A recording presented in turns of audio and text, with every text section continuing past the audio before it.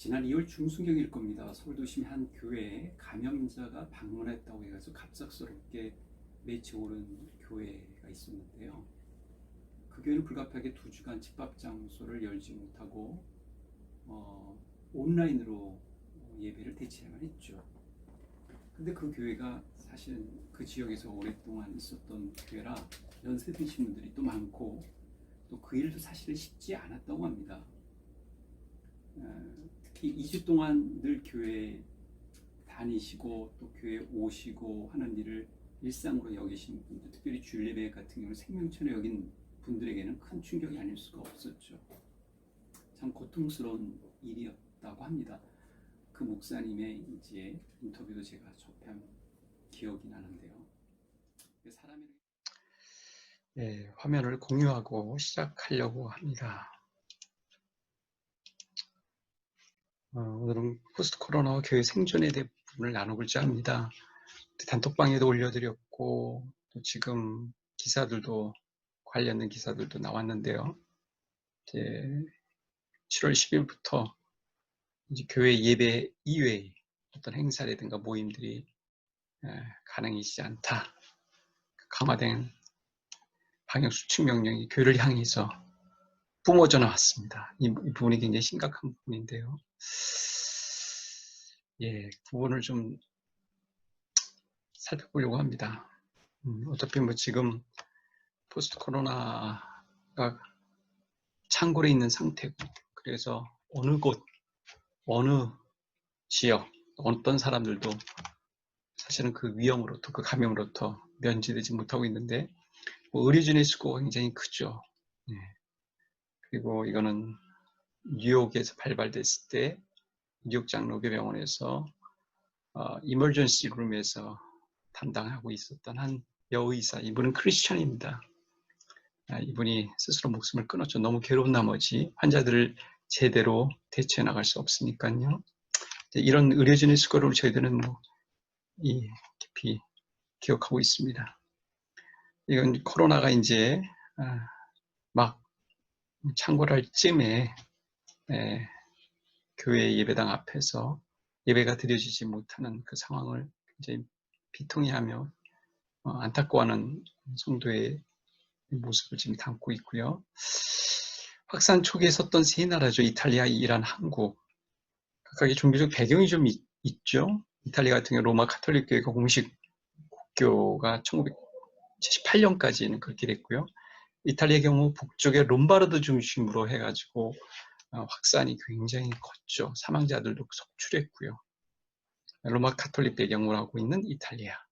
이란은 아시다시피 이슬람 공화국이죠. 이란의 이슬람 공화국. 여기는 무슬림. 그래서 사원, 이제 우리를 지금 사원 예배라고 얘기할 수 있는데 그 장소가 굉장히 협소하고 다닥다닥 붙어 있고 이제 인구 밀접, 그러니까 밀접, 그다음에 밀집된 그런 상황에서 감염이 빠르게 확산될 수 있는 그런 상황에 놓여져 있었고요. 한국은 초기 때 신천지가 그 역할을 했죠. 그래서 이런 공통적인 측면이 있다. 그 부분이죠. 그럼에도 불구하고 참 이게 안타까운 게 그 재확산에 비난 대상된 개신교입니다. 사실 부족했던 부분도 있죠. 그렇지만 나름대로 철저히 방역도 하고 모임도 자제하고 너무 노력을 했지만 빛을 받지 못했던 것 같습니다. 특히 일부 교회가 부주의하거나 의도적이지 않게끔 확산의 어떤 루트 역할을 했다고 할까요? 그런 점들이 언론 매체에 비춰주면서 개신교 전체가 공박당하는 그런 결과를 빚게 됐는데 사실은 그 진원지가 어디냐, 발산지가 어디냐라고 되짚어보면 2월달 경우에는 대구 신천지 쪽이었고 5월달 경우에는 5월 초순에 강양구 강약 전문 기자도 짚어내듯이 사실은 이제 이태원발 성소수자들 중에 일부 거기에 출입했던 이들이 그 원인이 되었다는 것 우리가 기억할 필요가 있고요. 사실 이제 온라인 우리가 예배를 드리게 되는데 이것이 얼마나 의미가 있을까? 근데 대안이 될 수 있을까?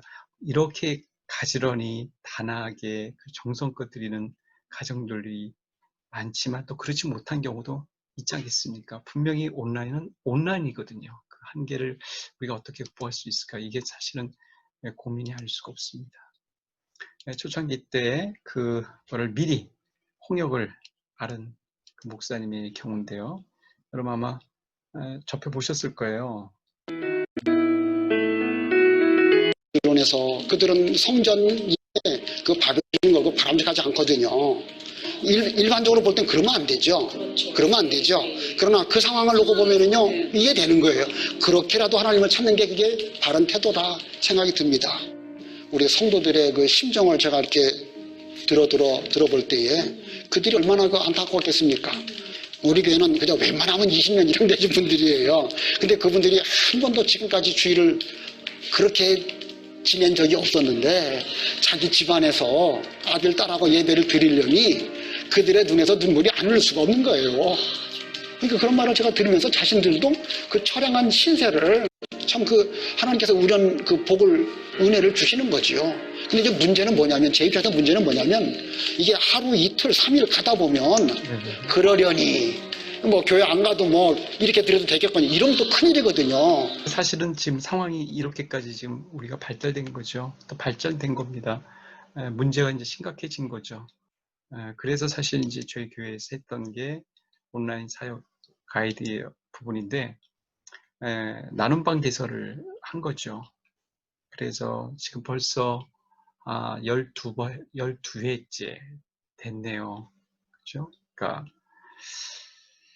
온라인 나눔방, 이제 노래방 같은 경우에는 복음성가나 CCM을 다루되 그 곡들이 생겨나게 된 배경 이야기를 소개하고요. 그 다음에 가스펠 프로젝트라는 그 교재가 있는데 거기서 이제 필요한 부분들을 덧붙여가지고 충분히 이해할 수 있게끔 도와주는 것이고요. 은혜방은 복음의 진수가 뭐냐 그 부분을 같이 나누는 거고요. 네 번째는 이제 금요 기도회를 저희가 이제 다락방으로 형식으로 해서 온라인으로 기도를 합니다. 이렇게 되고 이제 수요일 이브닝 같은 경우에는 이제 각 사회 주제에 맞춰서 이제 제가 성경과 사회와 연결된 그런 메시지를 나누게 되는데 오늘은 이제 이 부분을 나누게 됩니다. 청년들에 대해서도 굉장히 관심이 많고 청년들이 매일 올려지는 아침 일찍 그다음에 또 저녁에 한 6시 안팎에서 올려지는 그 메시지를 들으면서 아침에 말씀과 더불어 열고 저녁에는 또 은근하게 우리의 삶을 반추해 볼 수 있는 그런 메시지로 하루를 다룰 수 있게끔 도와드리려고 하는데 일단 교회 내에서 좋은 신앙이 이어질 수 있었으면 하는 이제 바람이 우리가 늘 갖게 되는 것이죠. 그래서 이제 청년들하고도 이제 셀럽들의 얘기를 좀 소개해 주면서 이렇게 현대인의 성경으로 또 하루를 여는 사람들의 이야기 여러분 아시다시피 MBC 뉴스 데스크의 앵커거든요. 이제 자기 자리에 도착하면 이렇게 큐티책을 이제 살펴보는 이야기도 좀 전해주면서 우리 또한 이 바쁜 일과 속에서 하나님을 만나는 그런 골방이 필요하다. 손다비 같은 경우에도 골방에 성경이 이제 무조건 편안해지긴 해요. 사실 성경이라는 게 진짜 경건하다. 근데 지금 완전 집중하신 것 같은데. 그래요?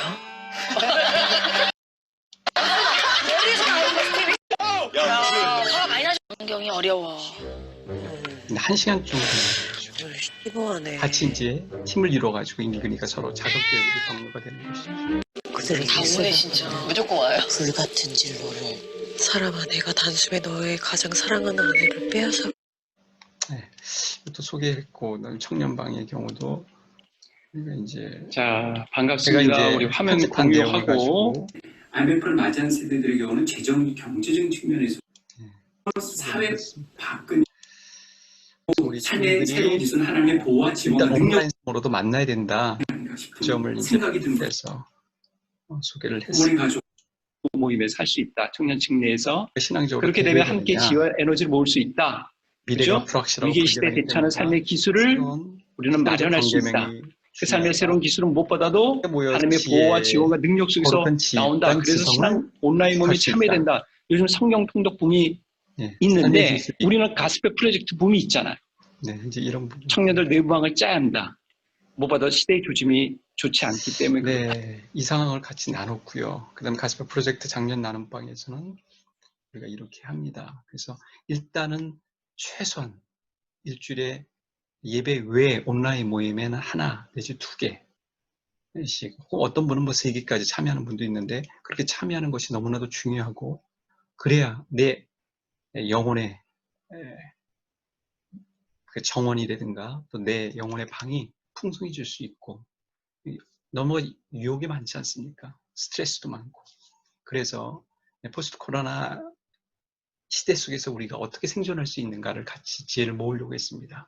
기도하시죠. 하나님, 저희들의 어려움을 알고 계십니다. 주님께서 기억하시고 저희들의 길을 비춰주시오며 이 시대에 꼭 필요한 일들을 새롭게 또 도모해 나가며 시도해 나가며 보이지 않는 그 지도를 저희들이 만들어가는 시점에 놓여져 있사오니 성령께서 길을 비춰주시옵소서. 두려워하지 말게 하시고 주저앉지 말게 하시고 게으르지 않게 하시고 열심히 붙고 주를 섬기는 저희들의 삶이 될 수 있도록 도와주시옵소서. 존귀하신 우리 주 예수 그리스도 이름으로 의지하여 기도합니다. 예, 아멘. 여기까지만 제가 그런데 일단 공유 중지를 해야 되겠죠? 하고 중지. 사람이라는 게 처음에는 이제 당황스럽고 참 충격적인데 이렇게 이제 교회가 비대면 접촉으로 해야 하는 상황에 벌써 한 달, 2달, 석 달 이렇게 지나가면 익숙해지게 되는 것이죠. 그게 참 우려할 만한 부분이 아닐 수가 없습니다. 중앙안전대책본부 중대본에서 오늘 신종 코로나19 확산 방지를 위해서 교회 내 정규예배 이외의 각종 소모임 행사와 단체 식사를 금하고 전자출입구 명부 시스템을 도입하는 내용의 강화된 방역 수칙을 오는 10일 오후 6시부터 시행한다고 밝혔죠. 물론 교회 자체를 고위험 시설로 지정하지는 않았습니다.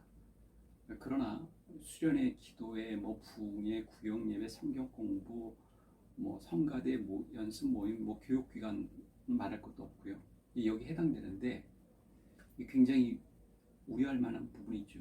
교회에서 음식을 제공하나 단체 식사하는 것도 금지되는 것이죠. 대부분의 교회가 사실 지금 음식 못 먹지 않습니까? 교회는 또 QR코드 전자 출입 명부를 도입해 출입자 명부를 또 관리해야 되는데 그렇지 않는 경우라면 숫기라도 해가지고 작성자 그걸 다 확인해야 되고요. 그리고 40 동안은 보관해야 되고요. 이런 이제 부가적인 요구 사항도 있습니다. 어떻게 이런 방역 수칙이 나왔을까? 이게 공평성이 사실은 없거든요. 예를 들면 유흥시설들도 같이 한다면 모르겠지만 또 다른 성당이나 아니면 사찰 같은 경우도 같이 시행한다면요, 달리 할 말은 없겠는데 이제 교회라고 딱 집어서 핀셋처럼 한 거죠. 아마도 이 집행하는 쪽에서는 교회가 그냥 예배만 드리면 된다라고 생각을 갖고 있는 교회의 특수성을 모르는 것 같아요. 그렇지 않다면 이런 정책이 나올 리는 없지 않았을까 싶은 생각이 들죠. 물론 그간의 몇 지역 교회들이 의도적이지 않게 혹은 또 부주의해가지고 지역사회 감염의 일종의 확산지 역할 같은 것을 한 것도 사실입니다. 그러다 보니 아주 극소수로 일어난 사찰이나 혹은 성당과는 달리 사회 시선이 악화된 것만은 우리가 부인할 수 없죠. 이제 교회 할 일은 무엇일까? 이 정책 위반자들에 대해서 나름대로 수정해야 될, 좀 균형 맞춰야 될 그런 것들도 우리가 이제 대처해야 되겠지만, 그래서 이제 이것을 언제까지 할 것인지 시한도 두어야 된다는 것들을 우리가 강조해야 되겠지만, 우리 자체적으로도 그러면 우리가 어떤 대안을 가지고 이제 해야 될 것인가? 예배만 드려야 된다면 그 외에 우리가 꼭 필수적으로 간주하고 있는 활동들이라든가 영역들은 우리가 어떻게 구비하고 대처해야 될 것인가? 이 부분을 같이 나눠보고 싶습니다. 그래서 마련한